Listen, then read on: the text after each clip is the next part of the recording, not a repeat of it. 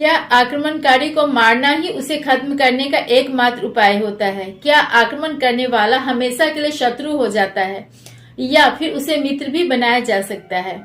हारे हुए व्यक्ति से उपहार लेना दंड है, कर है या फिर मित्रता की भेंट? एक चक्रा नगर से द्रौपदी के स्वयंवर में भाग लेने जाते समय रास्ते में जो सबसे महत्वपूर्ण घटना हुई थी वह थी गंधर्व चित्रसेन से अर्जुन का युद्ध। इस युद्ध में गंधर्व हार गया, लेकिन वह हमेशा के लिए अर्जुन का परम मित्र बन गया। दोनों में मित्रता दोनों के लिए भविष्य में बहुत लाभकारी हुआ। यह प्रसंग इस तरह है। पांडव द्रौपदी के स्वयंवर में भाग लेने के लिए अपनी माता कुंती के साथ पांचाल देश की तरफ जा रहे थे। वे लोग एक चक्रा नगर से उत्तर की ओर पांचाल जाने वाले रास्ते पर चले जा रहे थे। चलते चलते एक दिन और एक रात बीत जाने पर वे सब गंगा नदी के तट पर सोमाश्रयायन नामक तीर्थ पर में पहुंच गए। सोमश्रयायन तीर्थ नामक स्थान पर अर्जुन सबसे आगे आगे हाथों में मशाल लिए चले जा रहे थे। उस समय एकांत पाकर गंगा नदी में गंधर्वों का राजा अंगारपर्ण अपनी स्त्रियों के साथ खेल रहा था। उसका एक नाम चित्ररथ भी था। यह नाम उसे उसके सुंदर और शक्तिशाली रथ के कारण मिला था। यह वह कुबेर का मित्र था। जब उसने पांडवों के पैरों की आहट सुना तो उसे बहुत गुस्सा आ गया। उसने उन लोगों के साथ उनकी माँ को भी देखा। तब धनुष का टंकार करते हुए बोला, सारा दिन मनुष्यों के लिए होता है, पर सूर्यास्त के 80 लब के बाद सारा मुहूर्त इच्छा अनुसार घूमने वाले यक्ष, गंधर्व और राक्षसों को हो जाता है, इसलिए वे सब वहीं रुक जाए। अर्जुन ने जवाब में कहा कि गंगा, समुद्र, हिमालय की तराई आदि के लिए यह नियम नहीं होता है। गंगा सब प्रकार के विघ्न बाधाओं से रहित है और उन तक पहुंचने पर या फिर उनके जल के स्पर्श पर रोक लगाना सनातन धर्म नहीं है। अर्जुन के तर्क युक्त जवाब के उत्तर में चित्ररथ गुस्सा होकर उन सब पर तीर चलाने लगा। अर्जुन ने मशाल और ढाल से उसके तीरों को गिरा दिया। अर्जुन ने कहा, चूंकि गंधर्व मनुष्यों से अधिक शक्तिशाली और मायावी होते हैं, इसलिए मैं तुम पर दिव्य आग्नेय अस्त्र प्रयोग करूंगा। इस अस्त्र के प्रयोग से चित्ररथ का रथ जल गया और वह बेहोश होकर गिर पड़ा। अर्जुन उसे घसीटकर अपने भाइयों के पास ले गए। चित्ररथ की पत्नी कुंभीनसी अपने पति के जीवन रक्षा के लिए युधिष्ठिर से प्रार्थना करने लगी। युधिष्ठिर के कहने पर अर्जुन ने उसे छोड़ दिया। तब तक चित्ररथ को भी होश आ गया था। पराजित शत्रु को दिए गए इस अभय दान से वह बहुत प्रभावित हुआ। उसने कहा, चूंकि मैं पराजित हो गया, इसलिए आज से मैं अपना नाम अंगारपर्ण छोड़ रहा हूँ।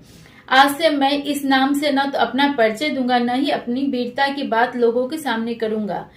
आज की पराजय से मुझे सबसे बड़ा लाभ यह हुआ है कि मुझे दिव्य अस्त्रधारी अर्जुन मित्र के रूप में प्राप्त हुए हैं।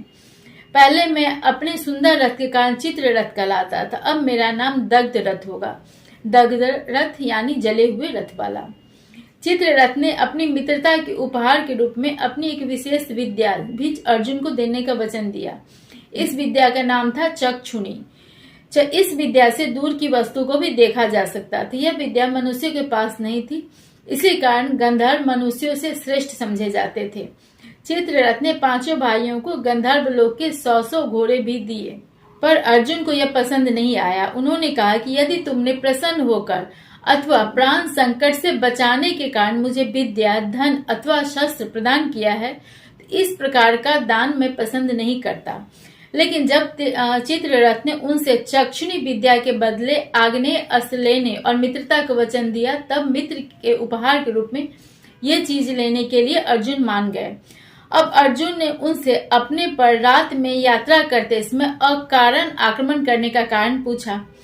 इस पर गंधर्व चित्ररथ ने रात के समय गंधर्वों के बल का बढ़ना तो स्त्रियों का साथ तो बताया ही, साथ ही यह भी कहा कि वे सब यद्यपि सब प्रकार के धर्म और वेद का पालन करते थे, पर वे अग्नि की सेवा नहीं करते थे, क्योंकि अविवाहित होने के कारण न तो गृहस्थों द्वारा किया जा सकने वाला त्रिविध अग्नि सेवा करते थे, न ही प्रतिदिन अग्नि की आहुति देते थे, क्योंकि उन सबका समावर्तन संस्कार हो चुका था। उसके आगे कोई ब्राह्मण पुरोहित भी नहीं था, पर उसने अर्जुन के जीतने का एक कारण उनका ब्रह्मचर्य का प्रभाव भी माना। चित्ररथ ने बताया कि वह उनके कुल, पराक्रम और गुरु द्रोणाचार्य को भी जानता था। यहाँ पर गृहस्थ और जो ब्रह्मचर्य दोनों धर्मों की महानता का उल्लेख है, दोनों का प्रभाव माना गया है। चित्ररथ के सलाह पर पांडवों ने एक पुरोहित नियुक्त करने का विचार किया। गंधर्व चित्ररथ ने उन्हें महर्षि देवल के छोटे भाई धौम्य, जो उसी वन में उत्कोचक तीर्थ नामक स्थान पर तपस्या कर रहे थे, को पुरोहित बनाने का सुझाव दिया।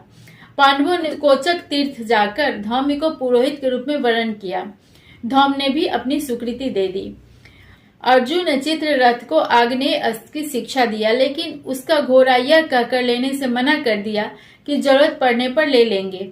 चित्ररथ से युद्ध और मित्रता के बाद पांडव अपनी माता कुंती और नवनियुक्त पुरोहित धौम्य के साथ फिर पांचाल के लिए अपनी आगे की यात्रा पर चल पड़े, जहां द्रौपदी के स्वयंवर में उन्हें भाग लेना था।